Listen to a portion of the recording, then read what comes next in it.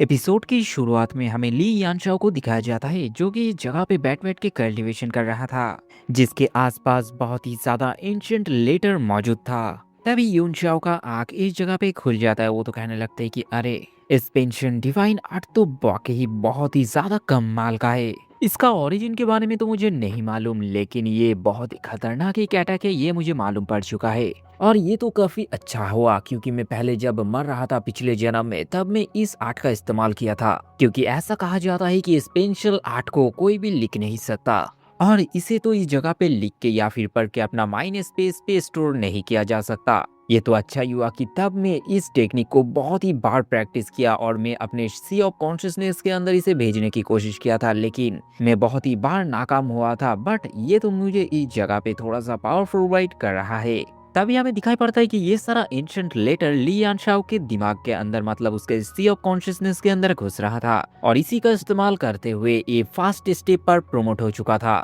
और इसी के साथ इसका बॉडी भी पहले से बहुत ही ज्यादा मजबूत हो चुका था। इसका बॉडी, यहाँ तक कि इसका सोल भी इस जगह पे फर्स्ट ईयर पे प्रमोट हो चुका था। साथ ही उसके बॉडी में रहता हुआ प्राइमल एनर्जी अब वन ओरिजिन रिलम पे पहुंच चुका था। वो तो अपने मन मन में सोच रहा था कि पिछले जन्म में मैं जब जीवित था तब मैं three way of cultivation origin के बारे में नहीं पता था, इसीलिए इसके इस्तेमाल मैंने बहुत ही लेट से किया और इसका भुगतान मुझे बहुत ही ज्यादा चुकाना पड़ा था। इस बार मैं इसे कल्टीवेशन के एकदम शुरू से ही स्टार्ट करूंगा ताकि मेरा सोल, मेरा बॉडी, मेरा की एनर्जी सब कुछ एकदम एक लेवल पे रहे। इसका तो बस एक ही टारगेट था, ये इस जगह पे डिवाइन रिलम का की फाउंडेशन स्टैब्लिश करना चाहता है। बट इसके लिए उसे पहले चाहिए फोनिक्स ट्रू ब्लड लाइन, जो कि एक चट्टान के अंदर सील होके रखा गया था। और इसी के साथ ली यानशाओ अपने कल्टीवेशन से बाहर आ जाता है। वो तो जैसे ही घर का दरवाजा ओपन करता है, इस जगह पे एल्केमी मास्टर जियारोंग उसके लिए वेट कर रहा था। वो तो हमारे हीरो को देखने के साथ ही कहने लगते कि अरे यंग मास्टर, 5 दिन बाद आप फाइनली अपने कल्टीवेशन से बाहर आ चुके हैं। ली यानशाओ कहने लगते कि अरे जिया मास्टर, क्या हुआ क्या इस जगह पे, बताइए तो जरा। तभी मास्टर जियारोंग कहने लगते हैं कि अरे यंग मास्टर, आप तो बड़े कमाल के हो। इस जगह पे आपने जो पिल मुझे दिए थे, उस पिल को कंज्यूम करने के साथ साथ ही मेरे अंदर का जितना भी पॉइजन था वो एकदम से मिट गया। और बस यही नहीं, मेरे सोल पावर भी पूरी तरीके से रिकवर हो चुका है। और ये सब यही तक सीमित नहीं रहता, मैं तो इस जगह पे एल्केमी के फास्ट लेवल को पूरी तरीके से ब्रेक थ्रू करने की रास्ते पे आ चुका हूँ। ली यानशाओ ये सब बात सुनने के बाद कहने लगते कि अरे बाबा, तुम तो इस जगह पे ऐसे बता रहे थे कि कोई आसमान के चाँद लेके आए हो। मैं तो सोचे थे कि क्या क्या हो गया, लेकिन ये सब छोटा मोटा अचीवमेंट से तुम इतना ज्यादा खुश कैसे हो सकते हो। जब तुम इस जगह पे छठी रैंकिंग की ग्रैंड मास्टर एल्केमी बनोगे तभी तुम ये सब खुशियां मनाना, ओके। लेकिन जिया मास्टर इस जगह पे लियान शाओ के सामने झुकते हुए कहने लगते कि अरे मास्टर, आप ये क्या कह रहे हो, 6 लेवल की एल्केमी बनना क्या हाथ के मोलिए, ये तो बस इम्पॉसिबल लगता है मेरे सामने।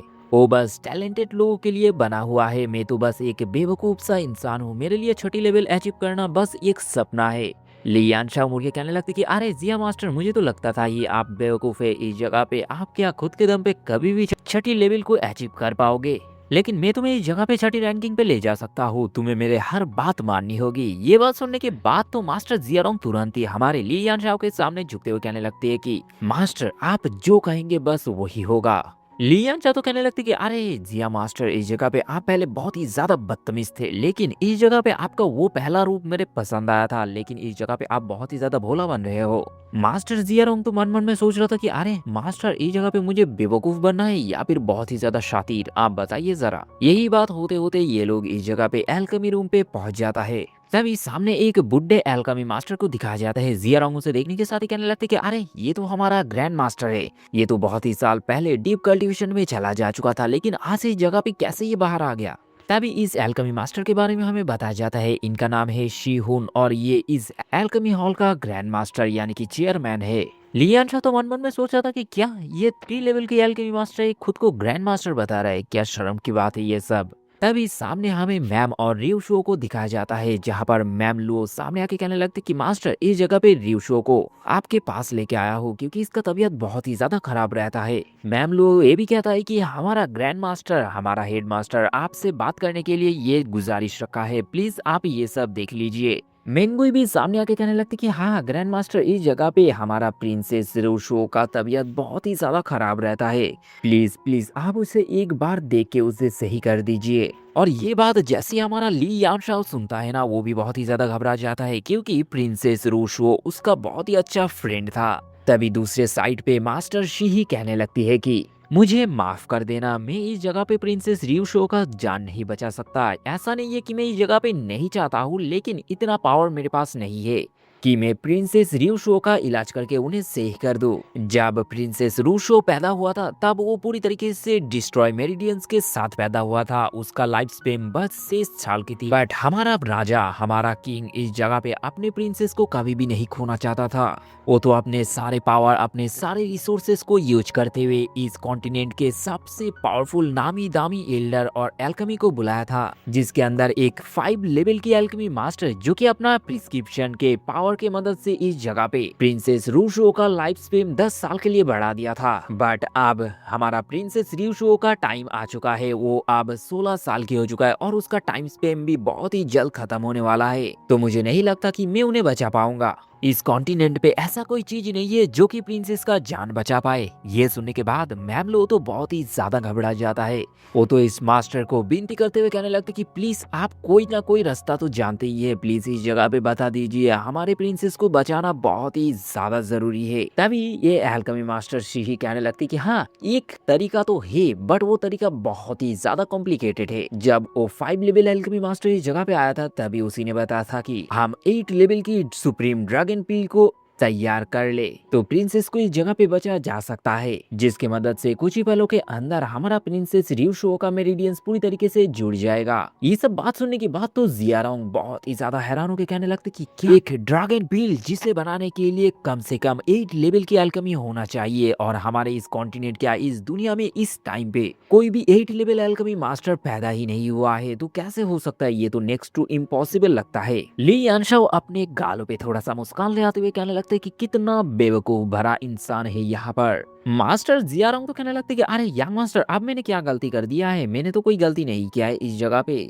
जहाँ पर हमारा ली यानशाओ कहने लगते हैं कि अरे मैं तुम्हें इस जगह पे बेवकूफ नहीं कह रहा हूँ, मैं तो इस दुनिया से इस सारे लोगों से बता रहा हूँ कि ये सब एक नंबर का बेवकूफ है। कौन ही बताया इस जगह पे ब्रोकन मेरिडियंस को रिपेयर नहीं किया जा सकता। ये लोग तो बस उस हेवनली ड्रैगन गोल्डन पील के नाम के बदनाम कर रहा है। कोई भी इंसान के मेरिडियंस अगर इस जगह पे ब्रोकन हो जाए तो उसे बस गोल्डन नीडल की मदद से ही रिपेयर किया जा सकता है। इतना ज्यादा दूर जाने की क्या जरूरत। इस टेक्निक को गोल्डन नीडल एक्वा पंचर कहा जाता है। इसे बस एकदम सही सही जगह पे पॉइंट करके इस मेरिडियंस को अनलॉक करने की प्रोसेस को कंप्लीट करना है, बस हो जाएगा। मैम लुओ भी इस जगह पे ली यानशाओ की ये सब बात सुनने के बाद वो बहुत ही ज्यादा हैरान हो जाता है, क्योंकि मैम लुओ पहले से ही जानता है हमारा ली यानशाओ के IQ बहुत ही ज्यादा हाई है। वेल तभी इस जगह पे सीन शिफ्ट होकर हमें मार्केट का सीन दिखाया जाता है, जहाँ पर हमारे हीरो के साथ जियारोंग और मैंगुई भी आई हुई थी। मैंगुई तो इस जगह पे कहने लगती कि मुझे कुछ हर्ब कलेक्ट करना है इस जगह पे, मैं जा रही हूँ मार्केट करने के लिए, तुम लोग इस जगह पे जो करना है करो। जहाँ पर हमारा ली यानशाओ कहने लगते कि ठीक है। एल्केमी मास्टर जियारोंग कहने लगते कि अरे यंग मास्टर इस जगह पे आपको चाहिए गोल्डन नीडल राइट, लेकिन आप इस जगह पे इस मार्केट पे क्या कर रहे हैं। ये गोल्डन नीडल या फिर बहुत सारा नीडल तो हमारे एल्केमी हॉल पे ही मिल जाएगा। जिस बात को काटते हुए ली यानशाओ कहने लगती कि मुझे क्रिम्सन नीडल चाहिए, क्या तुम्हारे उस एल्केमी हॉल पे ये मौजूद है या फिर ऐसा कोई भी नीडल। जिस पर जियारोंग कहने लगते कि क्या क्रिम्सन या नहीं, ये नाम तो मैंने पहली बार सुना है, ऐसा कोई एल्केमी ऐसा कोई नीडल होता भी है क्या। ली यानशाओ तो कहने लगती कि अरे तुम चिंता मत करो, इस जगह पे ये सब बातें तुम्हारे सर के ऊपर से जाएगा, तो मैं जो जो चीज खरीदूंगा ना तुम बस उसका पेमेंट कर देना, बस हो जाएगा। ऐसे ही वो लोग चलते जा रहा था, लेकिन ली यानशाओ का नजर पड़ जाता है तभी पीछे की साइड। वो तभी देख पाता है कि उसका पीछा कोई लोग कर रहा था। वो तो मन मन में सोच रहा था कि क्या इस जगह पे मैं बस लन फैमिली का 2 यंग मास्टर को हरा दिया तो ये लोग इतना जल्दी एक्शन लेगा, मुझे तो नहीं लगता। लेकिन इस जगह पे बचा कौन, बचा है तो बस ली। लेकिन ली ऐसे इतना जल्दी मेरे ऊपर एक्शन लेगा। इस जगह पे मेरा दादाजी 3 मंथ से गायब है, क्या वो इस जगह पे डीप कल्टीवेशन में गया है। लेकिन वो जाने से पहले तो मुझे तो बता के जाना चाहिए था, लेकिन वो कुछ भी नहीं बता के गया मुझे लगता है कि उनके साथ कोई बुरा हादसा हुआ है। ली अगर तुमने ये सब किया या फिर तुम मेरे ऊपर एक्शन लेने की कोशिश की ना तो मैं तुम्हें मिट्टी में मिला दूंगा। इसी के साथ एक शॉप के सीन दिखाया जाता है। ली यानशाओ इस जगह पे जियारोंग की तरफ देख के कहने लगती कि अरे पेमेंट कर दो ना इस जगह पे, मेरा मुंह क्या देख रहे हो। तभी जियारोंग कहने लगते कि मास्टर इस जगह पे मैं सारा सेविंग उड़ा दिया आपके पीछे, इतना सारा पेमेंट किया, अब मेरे पास फूटी कौड़ी भी नहीं बचा। ली यानशा तो कहने लगते कि तुम्हारे शक्ल देख के मुझे पता लग रहा है कि तुम इस जगह पे झूठ कह रहे हो, बट कोई बात नहीं, इस जगह पे तुम जितना भी पे कर रहे हो ना, ये बस हमारा प्रिंसेस रियोशू को बचाने के लिए है। तो ये सारा खर्चा बस रॉयल फैमिली उठाना चाहता था, लेकिन इस जगह पे तुम उठा रहे हो वो सब तुम्हें पे कर देगा, यहाँ तक कि मैं तो बड़ा चढ़ा के भी कहूंगा वो सब उन दुगना पैसा देगा। तो तुम इस जगह पे पैसा कमाने के लिए इतना ज्यादा उतावला नहीं हो रहे हो तो छोड़ो, मैं इस जगह पे पेमेंट कर दे, तो मैं सारा पैसा ले लूंगा, चिंता मत करो तुम। ये सारा बात सुनने के बाद तो जियारोंग मन मन में गुस्सा होकर कहने लगती कि अरे अरे यंग मास्टर चिंता मत कीजिए, इस जगह पे मेरे पास पैसा है। ये कहने के साथ ही वो अपने पोटली को बाहर निकाल के शॉप ओनर के हाथ में दे देता है और कहने लगती कि यंग मास्टर इस जगह पे मैं जिंदा हूं ना, तो आप लोगों को इतना ज्यादा खर्च उठाने की क्या जरूरत हो गई। तभी बाहर पे हमें मेंगुई का सीन दिखाया जाता है, जो कि एक शॉप के पास जाके उस शॉप ओनर से कहने लगते हैं कि प्लीज मुझे ये हर्ब दे दो, मेरे लिए ये बहुत ही ज्यादा कीमती है, ब्राइड ऑर्किडॉक्स फ्लावर मुझे प्लीज दे दो, इस जगह पे मेरे पास 50 गोल्ड कॉइन है। लेकिन ये बंदा बढ़ाते हुए कहने लगता है कि तुम्हें मालूम है उस फ्लावर का कीमत कितना ज्यादा है, तुम बस 50 गोल्ड कॉइन देना चाहते हो, इससे तो बस तुम उसे छू पाओगे। लेकिन हाँ एक रास्ता है, इस जगह पे तुम मुझे अपना बना लो, मैं इस जगह पे ये सारा हर्ब तुम्हें दे दूंगा। मैं जानता हूँ इस जगह पे तुम्हारा भाई बहुत ही ज्यादा बीमार है और उसे ये हर्ब देना है, इस जगह पे 3 महीने के अंदर तुम अगर उसे ये हर्ब नहीं दिए तो वो मर भी सकता है, तो इस जगह पे भला ये होगा कि तुम मेरे हो जाओ, इस जगह पे मैं ये दोनों हर्ब तुम्हारे लिए ही लेके आया था, बस मैं तुम्हारा होना चाहता हूँ। मेंगुई तो इस जगह पे बहुत ही ज्यादा गुस्से में था, वो मन मन में कह रहा था कि क्या जिंदगी है मेरे इस जगह पे। और ये सारा बात भी हमारा पीछे बैठ बैठे ली यानशाओ भी सुन रहा था। ली यानशाओ मास्टर जियारोंग से कहने लगते कि ये तुम्हारा ही डिसाइबल है ना। मास्टर जियारोंग तो कहने लगते कि मैं इसी पल इसे बाहर निकालता हूँ, ये मेरा डिसाइबल नहीं है, ये मेरे एल्केमी हॉल पे भी नहीं आ सकता। तभी इस जगह पे वो बंदा हमारे मेंगुई को थोड़ा सा किस करने वाला था, लेकिन जैसे ही वो अपने आंख बंद करके अपने होठों को सामने की तरफ भेज ही रहा था, तुरंत ही उसके गाल में एक जोरदार चाटा पड़ जाता है। जब ही वो ये सब सदमा काट के उठने ही वाला था और उठ के अपने स्वाड को लेके जैसे ही सामने तांगता है, तभी वो देख पाते अरे ये तो मास्टर जियारोंग है, मेरा मास्टर। वो तो कांपते हांपते कहने लगते कि मास्टर मुझे माफ कर दीजिए। लेकिन इस जगह पे जियारोंग उसे और एक थप्पड़ लगाते हुए कहने लगते कि चुप कर, तू इस जगह पे मेंगुई का फायदा उठाना चाहता था हैं। बट ये सब बात हो ही रहा था, हमारा ली यानशाओ दूर से आके बहुत ही जोर से इस बंदे के पेट में एक लात मार देता है। ये बंदा तो हाफते कांपते बहुत ही ज्यादा दूर जाके गिरता है और कहने लगता है कि क्या मेंगुई को छेड़ने की इतना बड़ी अंजाम। ली यानशाओ सामने आके जियारोंग से कहने लगते कि ये सारे बंदे आज से तुम्हारे एल्केमी हॉल के क्या तुम्हारे आसपास भी नहीं भटकना चाहिए।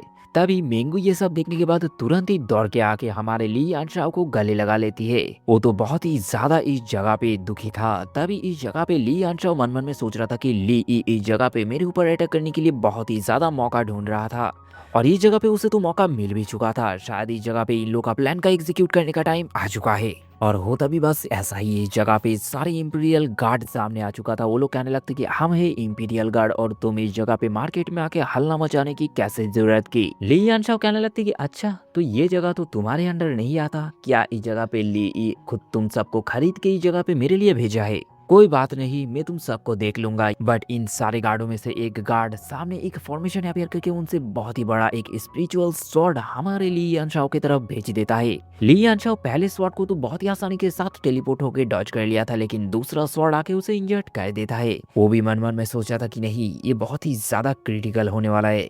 और इसी के साथ आज का एपिसोड खत्म हो जाता है। ये एपिसोड थोड़ा सा लेट आया क्योंकि मैं beyond the time scape explain कर रहा था दूसरा चैनल पे, उसका नाम भी सेम है डोंगवा हुआक्सिया। चिंता मत करो, उसे सर्च करना तुम लोगों को मिल जाएगा, तो जाओ वो सबको देख लो।